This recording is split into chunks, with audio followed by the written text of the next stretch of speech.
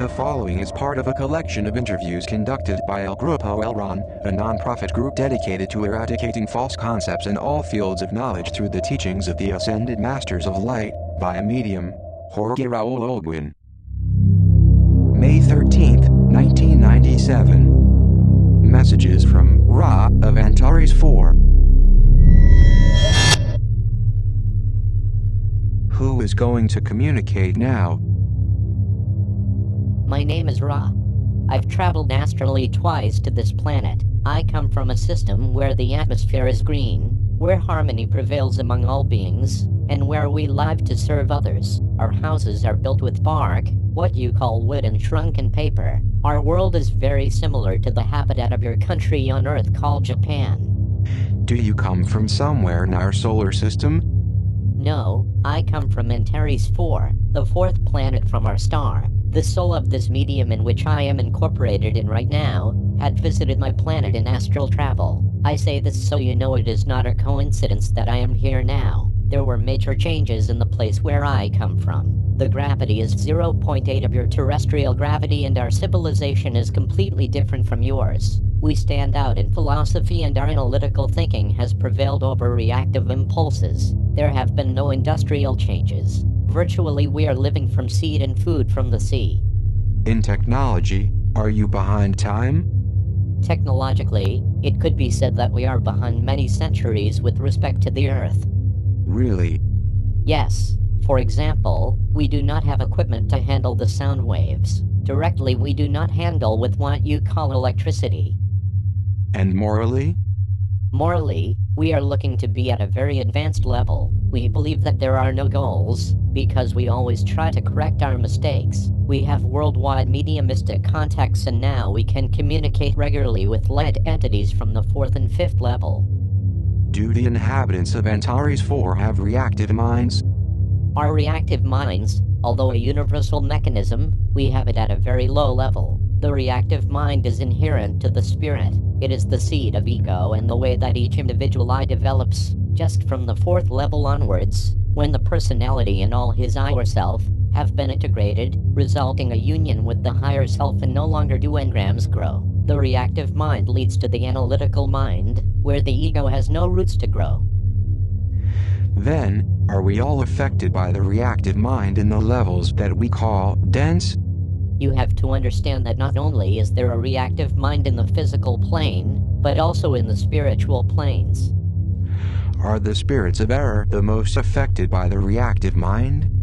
That's right. In the spiritual planes 2 and 3, the reactive mind generates more ego because these entities have many accumulated resentments. There are even spirits that might have a stronger ego than incarnated beings, because they believe that in their immaterial state, they can do everything. There are spirits of plane 2 entering and leaving plane 1, the physical world, to tempt the incarnated human being, and since they are not being perceived, they believe to be omnipotent. They do not realize that they have the 3rd, 4th, and 5th plane, which they cannot access. Some spirits of the 2nd plane feel a sense of superiority with regard to the physical world, because their ego creates a tremendous role. There are also entities of the 3rd plane that are invaded by arrogance, and they try to guide human beings by a path they believe is correct, with catastrophic results. That is why I say that, as a precaution, don't always believe that a message from a spiritual entity will guide you. The spirits of error almost always communicates to stun you or to back you down from the evolutionary path. They can give you messages that transgress the light. And, is this not evidence for us that we must learn to discern? Sometimes no, and for one simple reason. Yes, the messages are wrong, but if it's said in a subtle way, perhaps your understanding is so limited that you take them as truth, and they can use different mediums from diverse spiritualist centers so that they promote chaos. Remember that ignorance fed by ego creates dogmatic beliefs. This vessel, Professor Jorge Olguin, told us that once he went to a well-known spiritist center, and the young director told the followers that he was anxious to pass away to enjoy the spiritual world. Then Olguin told us that those words were harmful and might even lead to suicide. He added that in this physical world much has to be done. What my brother of light said is very correct. The case of that director is a good example of ignorance. because many incarnated beings see the physical world as a plane where he comes to repair the errors, when in fact he is incarnated for completing the lessons that were not finished learning in last lives, and those tests are given in the physical plane of matter. Therefore, to encourage behaviors that would lead one to leave the physical plane without completing the life cycle is very serious, since many do not have the proper judgment and can literally interpret it as wishful thinking. Can God prevent such injustice? Remember that the Creator gives free will. The creation is made so that nobody renders accounts to the absolute of their actions. One could raise or lower the spiritual level according to his own behavior. So, every spirit is his own judge and jury. The sentence for salvation depends on the individual's own attitude. But often the negative attitude of an individual hurts others who are not guilty. True, we are always exposed to the cruelty of others, and that is a consequence of free will that the Supreme Creator has given for love. But, is that not an injustice? As well as there are lessons to learn, there are also compensations. Only the Supreme knows how everything fits. I want to clear up a confusion I have. Who are the spirits of error? The name, spirits of error, is given to those who inhabit the second and third plane of vibration. They have a grudge so big, spawned by their own ego, that they seek masquerading as masters of light. Through telepathic contacts, they arrive to guide towards the wrong way, intentionally. It's not so easy to tell the difference. I think I can realize if a message is positive, as I come to discern that you are a being of light, and so is Tar, because you do not say anything that hurts my susceptibility, nor my common sense, nor my spiritual beliefs.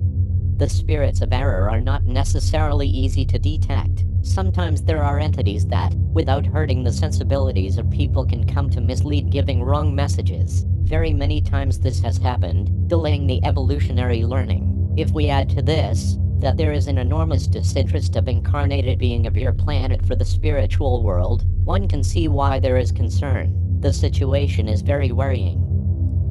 It's a shame that there are so few mediums to transmit messages. It's not so simple to telepathically channel from the spiritual world. It should be kept in mind that if the vessel has psychological disorders, it would be fertile ground for the spirits of error to end up being transmitted. The medium has to have a balanced mind. Here in Argentina, we have a saying, eyes in the sky and feet on the ground.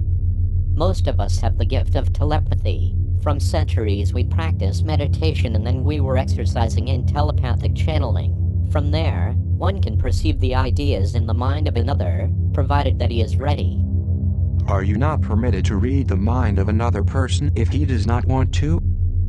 It is not forbidden, but the person simply closes himself instinctively and his ideas are out of reach. The same is true in the spiritual world. Communication is achieved when both wish it. If one of the two spirits does not want to talk, the other cannot receive anything. This is also part of free will. In this physical plane, we all have many obligations that sometimes do not allow us to do other things.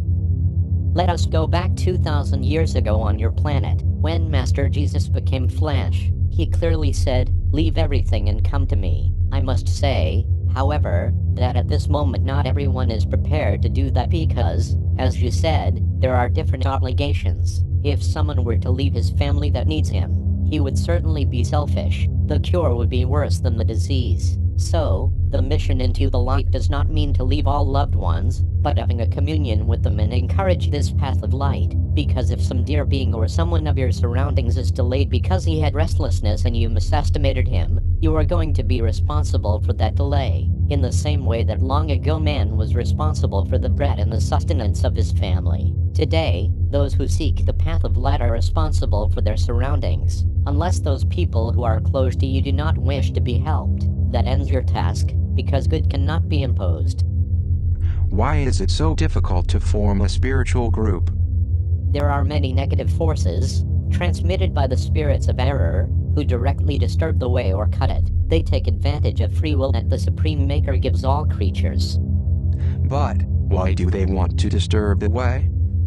They do not only do it with you, they look for obstructing anyone who is a tool of good and likely to help removing engrams in the globe. I am going to repeat something that I consider very important. Human beings must try to lead the path of light to anyone who is in the search. Our planet, Antares 4, is a big family, and that is why I give so much importance to this. So, the way of thinking is that our fellow man are the first concern. You must give the right importance to your fellow man. You, the vast majority, are not yet evolved to that level. You are given much more importance to technology and set aside the philosophical aspect of life. Nor do I see many spiritual communities. And there is another contrast. You form small families, some of 3 members, others of 6 members. In our community, there are families of more than 100 members.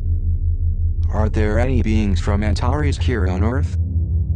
We are not of the same physical constitution. We are beings a little smaller. We would weigh no more than 40 kilograms on Earth, but we have the same genetic constitution. Yes, we have come as visitors, and since our gravity is 0.8 of Earth's, we were able to adapt.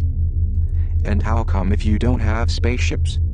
We have been brought by ships of other systems. We trade with other races where we derive all benefits. For example?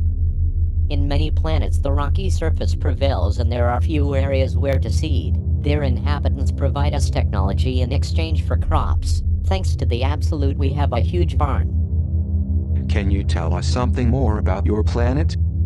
Before I told you that we wanted to grow spiritually, and to achieve this one must stop thinking of themselves as a protagonist. One who is not a focus of attention is not susceptible. It's difficult to offend him and does not respond to aggression with more aggression. Consider that all spirits who are susceptible souls have not yet overcome their ego. On our planet, Antares 4, we avoid the limelight. We think that the important thing is the other one and we carry these ideas into practice. For example, when families have ruined their crops, other families give them shelter. The secret of all this is to be able to overcome selfishness and transform it into altruism, to achieve the great mission which is service. First thing is to help another. Unfortunately, most of the beings I contact have material needs and they look for an excuse for failing to provide service. Many look for the slightest excuse for failing to render aid. They forget that giving to others is first. With this, I leave you now. Greetings.